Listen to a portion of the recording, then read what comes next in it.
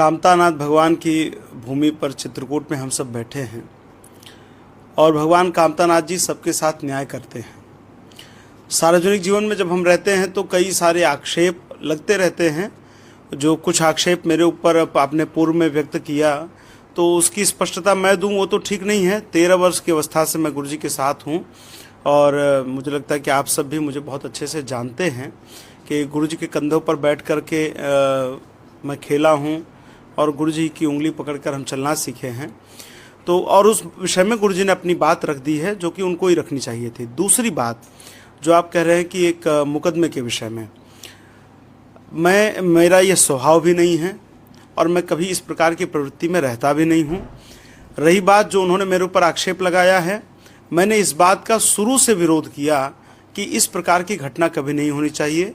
सनातन धर्म में संवाद की परंपरा रही है, विवाद की परंपरा नहीं है। यहाँ पर तर्क की परंपरा रही है, खंडन मंडन की परंपरा रही है, लेकिन इस प्रकार के विवाद आरोप आक्षेप की परंपरा नहीं रही है। स्वाभाविक है कि हमारे यहाँ षट दर्शन में द्वैत अद्वैत शुद्धाद्वैत विशिष्टाद्वैत द्वैताद्वैत ये तमाम परंपराएं एक न एक मंडन और तर्क के नाते ही प्रकट हुई हैं। तो ये पूरी तरह से मिथ्या है। मैंने आरंभ से इस बात का विरोध किया, आज भी विरोध कर रहा हूं और इस बात के मेरे पास साक्ष्य हैं कि उस व्यक्ति को मैंने अपनी तरफ से जब भी कहा, मैंने कहा ये तुमने बिल्कुल उचित नहीं किया है। समस्या इस बात की है कि गुरुजी के नाम का दुरुपयोग इतने लोग करते हैं।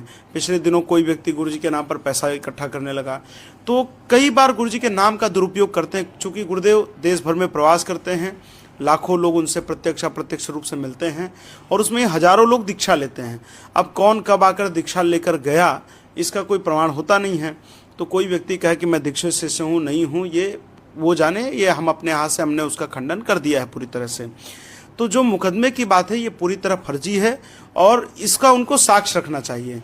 जो चैट की उन्होंने बात कही कि मैंने चैट पर कहा है कि ये मुकदमा करें वो मुकदमा करें, मैंने आज एक वीडियो जारी किया ऑफिशियल। मैं मांग करता हूं कि किसी के ऊपर भी फर्जी मुकदमा चाहे मैं करूं या कोई भी करे, ये पूरी तरह से अपराध है और सरकार के पास एक से एक सक्षम एजेंसियां हैं।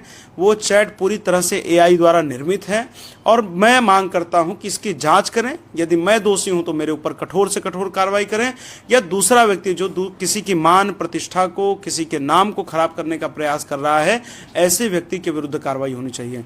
मैं अपने आप को निर्दोष कहाँ कह रहा हूं, मैं तो कह रहा हूं भाई जांच हो और बिल्कुल स्पष्टता के साथ जांच हो, जिसमें अगर मैं दोषी हूं मेरे विरुद्ध कार्रवाई हो या वो दोषी है तो उसके विरुद्ध कार्रवाई हो। चित्रकूट आकर प्रेस वार्ता भी करने वाले कह रहे हैं कि इलेक्ट्रॉनिक जो साक्ष्य है, वीडियोज हैं और ऑडियो रिकॉर्डिंग है, कल वो मीडिया के सामने सारी भाई कश्मीर से लेकर कन्याकुमारी तक भारत एक है, कहीं किसी